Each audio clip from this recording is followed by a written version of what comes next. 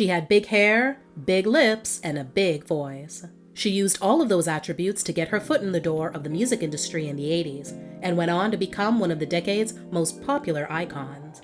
Her talent also helped her escape a difficult upbringing and allowed her to create the life of her dreams. Leslie Joy Wonderman, professionally known as Taylor Dayne, was born in Manhattan, New York, and lived for a short time in the Bronx until her family moved to Long Island to set up more permanent roots when she was a toddler. She grew up the middle child of 3 and the only girl in a tumultuous environment.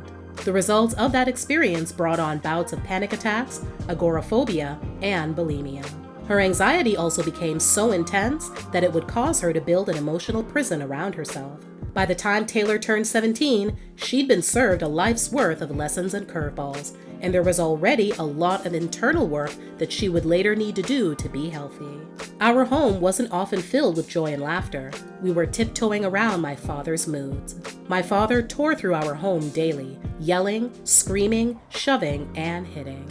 The anger and tension that was in the home even led a very young Taylor to develop some serious physical issues with her bladder and kidneys. As a result, she would end up undergoing ureteral reimplantation surgery when she was just 5 years old.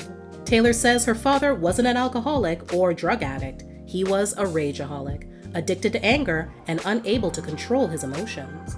One positive thing her father did do was gift her a transistor radio. She turned it on, and there was Stevie Wonder playing. Once she began to sing along, she knew that music would be her refuge, and that she wanted to pursue a career in the field when she grew up.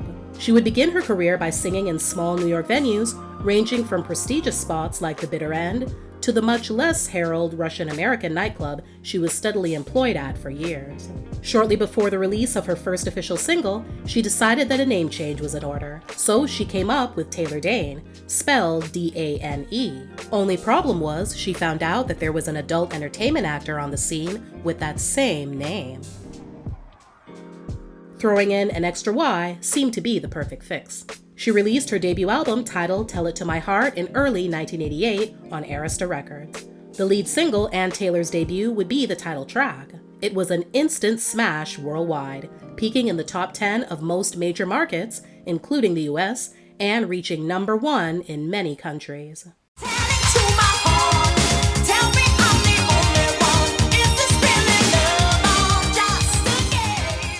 Three other singles were also released: Prove Your Love, which went to number 1 on the dance chart, as well as I'll Always Love You and Don't Rush Me.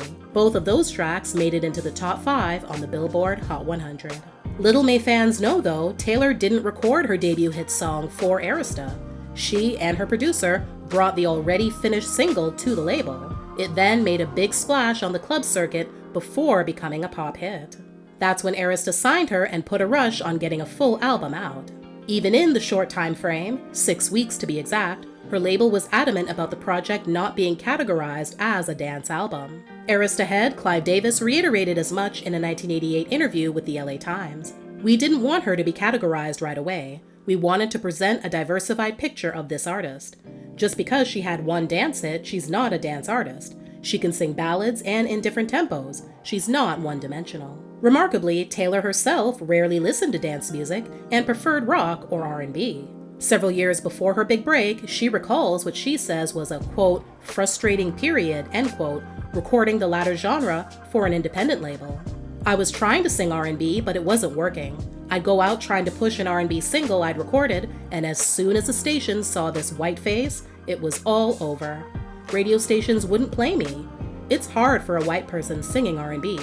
I got so discouraged, I had to stop. I saw I wasn't going to get a major deal as an R&B singer."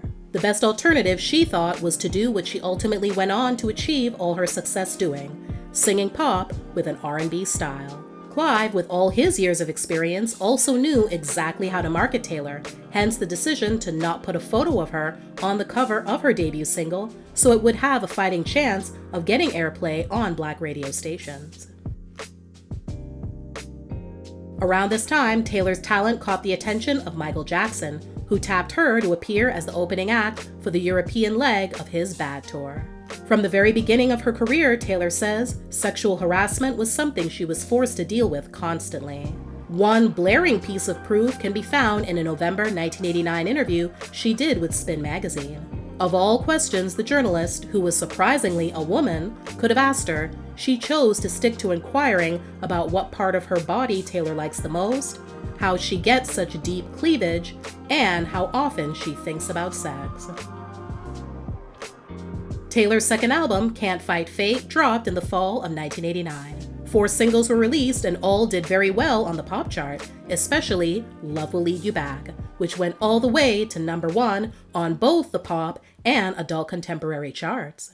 Love will lead you back to my arms, where you belong. 4 years later, Taylor's third album, Soul Dancing, was released. 3 singles dropped, 2 of which, Can't Get Enough of Your Love and I'll Wait, both became top 5 dance hits. Naked Without You, her fourth effort, was released in 1998. It didn't make a dent on any album chart, but 2 of the singles, Whatever You Want and the title track, did make it to number 6 and number 3, respectively, on the dance chart. Despite the many obstacles standing in her way, most notably the lack of a partner, Taylor was willing to overcome any challenge in order to fulfill her dream of becoming a mother.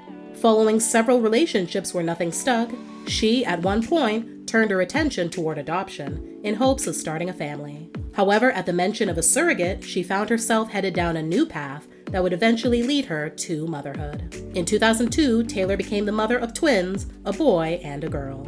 She released her 5th album, Satisfied, in 2008, after a decade-long hiatus. It includes both new material and recreations of some of her favorite contemporary songs. She experienced yet another number 1 dance hit with the lead single, Beautiful. In 2018, Taylor celebrated the 30th year anniversary of her debut album, offering her fans a deluxe edition greatest hits release with additional mixes and 2 new songs. Her autobiography, fittingly titled Tell It to My Heart, How I Lost My Shit, Conquered My Fear, and Found My Voice, was released in 2019. In July 2022, she made the shocking announcement that she'd been diagnosed with colon cancer. She underwent a procedure to remove 10 inches of her colon and is adamant that routine colonoscopies and early detection saved her life. Today, she is cancer-free. To date, Taylor Dayne has sold over 75 million albums and singles and earned several Grammy nominations. Her stage presence and world tours continue to take her musical message of love and passion straight to the heart of her fans and audiences worldwide.